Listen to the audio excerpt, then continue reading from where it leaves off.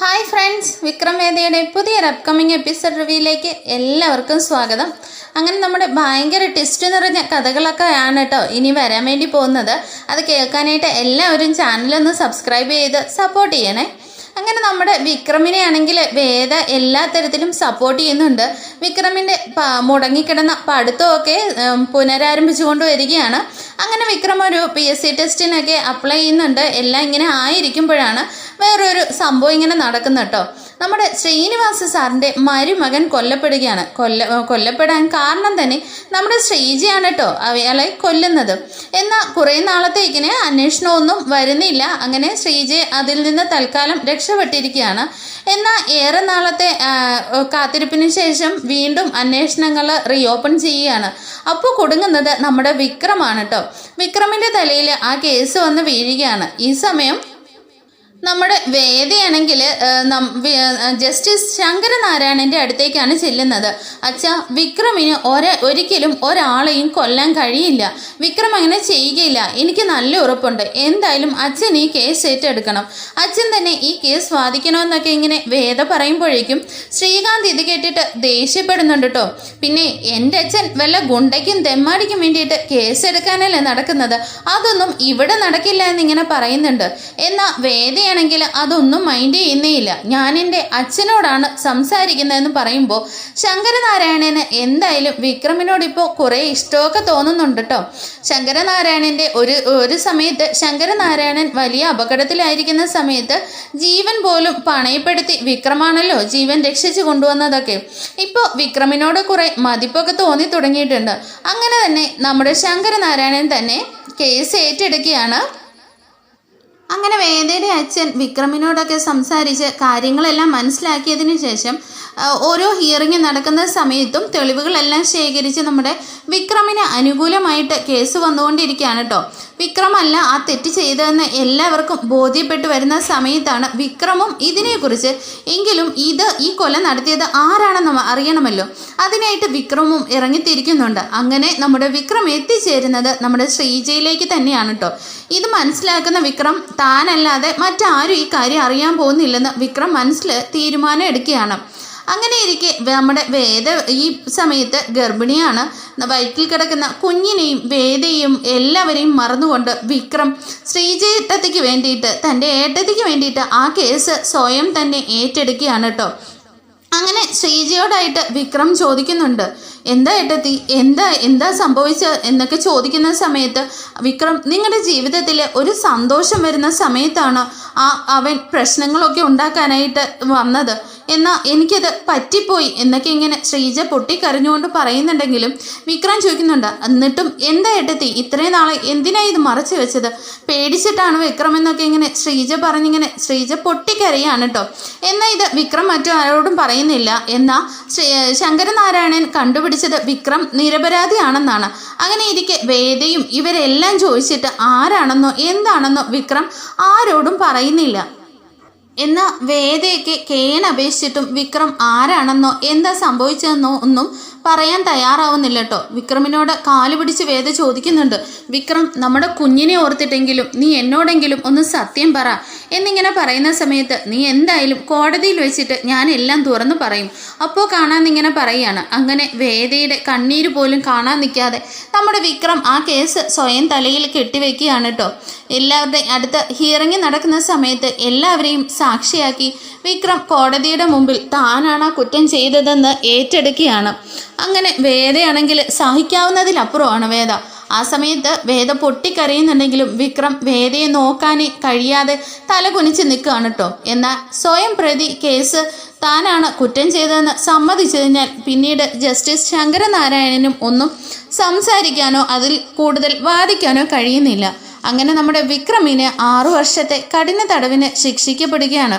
അങ്ങനെ നമ്മുടെ വേദയാണെങ്കിൽ പൊട്ടിക്കരഞ്ഞുകൊണ്ട് തന്നെ ആ കോടതി മുറിയിൽ നിന്ന് ഇറങ്ങി ഓടുകയാണ് കേട്ടോ. അങ്ങനെ നമ്മുടെ വിക്രമിനെ കൈവിലങ്ങ് വെച്ചുകൊണ്ട് പോവുകയാണ്. ഈ സമയത്ത് ശങ്കരനാരായണനും അത് നോക്കി നിൽക്കുവാനേ കഴിഞ്ഞിരുന്നുള്ളൂ. പിന്നീടായിട്ട് വേദ എന്തായാലും ഇനി വിക്രമിൻ്റെ വീട്ടിൽ തൻ്റെ കുഞ്ഞിനെയും ഒരു ബാധ്യതയായിട്ട് അവിടെ നിൽക്കില്ല എന്ന് കരുതി വേദയാണെങ്കിൽ അവിടെ നിന്നും പടിയിറങ്ങിയാണ് കേട്ടോ. ഒരു ബസ് കയറി ആരും കാണാത്ത ഇടത്തേക്ക് പോവുകയാണ്. എന്നാൽ ശങ്കരനാരായണൻ തന്നെ വേദയെ കണ്ടുപിടിക്കുന്നുണ്ട്. അതിനുശേഷം വേദ തൻ്റെ പഠനമൊക്കെ പുനരാരംഭിക്കുന്നുണ്ട്. വേദ പഠിച്ച് നല്ലൊരു കളക്ടറായിട്ടാണ് പിന്നീട് തിരിച്ചു വരുന്നത്. അങ്ങനെ ഇരിക്കെ വിക്രമിൻ്റെ ഒരു പെൺകുട്ടി ഉണ്ടായിട്ടുണ്ട്. മോക്ക് 5 വയസ്സായിട്ടുണ്ട്. വിക്രമിൻ്റെ തടവ് ശിക്ഷയ്ക്ക് ഏകദേശം കാലാവധിയൊക്കെ കഴിഞ്ഞു വരികയാണ്. നമ്മുടെ വേദ നല്ലൊരു കളക്ടറായിട്ടും കൂടിയാണ് തിരിച്ചു വരുന്നത്. അങ്ങനെ തടവ് ശിക്ഷയ്ക്ക് ശേഷം പുറത്തിറങ്ങുന്ന വിക്രമാണെങ്കിൽ ആദ്യം വേദയുടെ വീട്ടിലേക്കാണ് കേട്ടോ കയറി ചെല്ലുന്നത്. എന്നാൽ ശങ്കരനാരായണൻ ചോദിക്കുന്നുണ്ട്, എന്തിനാടാ നീ ഇപ്പോൾ എന്തിനാ ഇങ്ങോട്ടേക്ക് കടന്നു വന്നത്? എൻ്റെ മോളെയും ഒരു വയറ്റിൽ കിടക്കുന്ന കുഞ്ഞിനെ പോലും വിലമതിക്കാതെ നീ സ്വയം കേസ് ഏറ്റെടുത്ത് ആർക്കോ വേണ്ടി പോയവനല്ലേ? ഇനി നീ ആ പേരും പറഞ്ഞ് ഈ പടി കാലുകുത്തല്ലെന്ന് പറഞ്ഞിരിക്കുകയാണെന്നൊക്കെ പറയാണ് കേട്ടോ. എന്നാൽ വിക്രം അവിടെ നിന്ന് കാല് പിടിക്കുന്നുണ്ട്.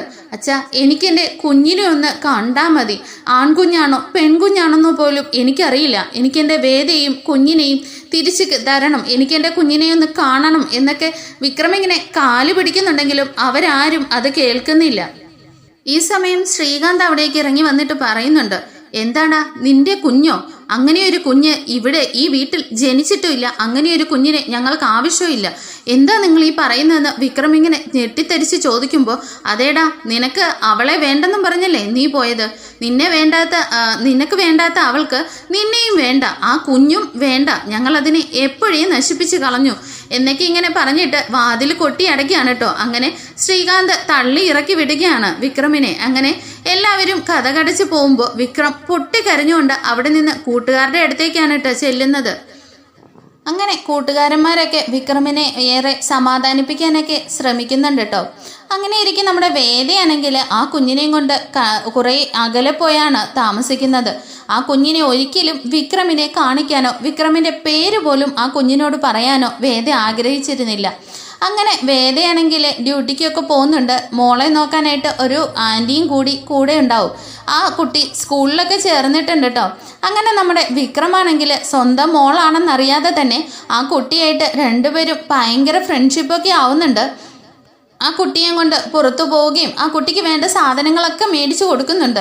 എന്തായാലും വിക്രം ഇങ്ങനെ ഒരു ദിവസം ആ കുട്ടിയോട് ചോദിക്കുന്നുണ്ട്, എന്തായാലും എന്താ മോളുടെ ഏറ്റവും വലിയ ആഗ്രഹം എന്താന്നിങ്ങനെ ചോദിക്കുന്നുണ്ട്. അപ്പോൾ ആ കുട്ടി പറയുന്നുണ്ട്, ഇല്ലെങ്കിൽ നിങ്ങൾക്കത് സാധിച്ചു തരാൻ കഴിയില്ല, ഞാനതൊരിക്കലും പറയില്ല എന്നിങ്ങനെ പറയുകയാണ്. എന്തായാലും ഞാൻ സാധിച്ചു തരാമെന്നിങ്ങനെ പറയുന്ന സമയത്ത് ആ കുട്ടി പറയുന്നുണ്ട്, എനിക്ക് ഒരച്ഛനെ വേണം. എൻ്റെ ഫ്രണ്ട്സിന് എല്ലാവർക്കും അച്ഛനുണ്ട്. എല്ലാവരുടെയും അച്ഛന്മാരെ കൊണ്ടുവിടുന്നതും വിളിച്ചുകൊണ്ട് പോകാനൊക്കെ വരുന്നത്. പക്ഷേ എനിക്ക് മാത്രം അച്ഛനില്ല. എൻ്റെ അമ്മയോട് അതിനെക്കുറിച്ച് ചോദിക്കാനും എനിക്ക് സങ്കടമാണ്. അമ്മയോട് അതിനെക്കുറിച്ച് ചോദിക്കുമ്പോഴെല്ലാം എൻ്റെ അമ്മ കരയാറുണ്ടെന്നൊക്കെ ഇങ്ങനെ പറയുകയാണ് കേട്ടോ. ഇത് കേട്ടുന്ന വിക്രമിന് ആകെ സങ്കടമാകുന്നുണ്ട്. എന്നാൽ തൻ്റെ ഒരു മോള് ജീവിച്ചിരിപ്പുണ്ടെന്ന് പോലും നമ്മുടെ വിക്രം അറിയുന്നേയില്ല. അങ്ങനെ എന്നാൽ വിക്രം പറയുന്നുണ്ട്, എന്തായാലും മോളുടെ അച്ഛനായിട്ട് എന്നെ തന്നെ കണ്ടോ, മോൾക്ക് എന്ത് വേണമെങ്കിലും എന്നോട് പറഞ്ഞാൽ മതി എന്നൊക്കെ പറഞ്ഞിട്ട് അവർ ഭയങ്കര ഡീപ്പായിട്ട് ഫ്രണ്ട്ഷിപ്പൊക്കെ ആവുന്നുണ്ട് കേട്ടോ. അങ്ങനെ ഒരു ദിവസം ആ കുട്ടിക്ക് ഐസ്ക്രീം വേണമെന്ന് പറയാം കേട്ടോ. അങ്ങനെ കൂടെ കുട്ടിയെ നോക്കുന്ന ആ ആയിയും കൂടെ ഉണ്ടാവും. അങ്ങനെ അവരെയും കൂട്ടി വിക്രമാണെങ്കിൽ ഐസ്ക്രീം പാർലറിലൊക്കെ പോയിരിക്കുന്നുണ്ട്. ഈ സമയത്ത് ശങ്കരനാരായണൻ അവിടേക്ക് വരുന്നുണ്ടെങ്കിലും ഇവർ തമ്മിൽ കാണാതെ, അതാണ് നമ്മുടെ കഥയുടെ ഒരു ട്വിസ്റ്റ് കേട്ടോ, അവർ തമ്മിൽ കാണുന്നേയില്ല. അത് വിക്രമിൻ്റെ മോളാണെന്ന് തിരിച്ചറിയാൻ അവിടെ ഒരു ചാൻസ് കിട്ടുന്നില്ല.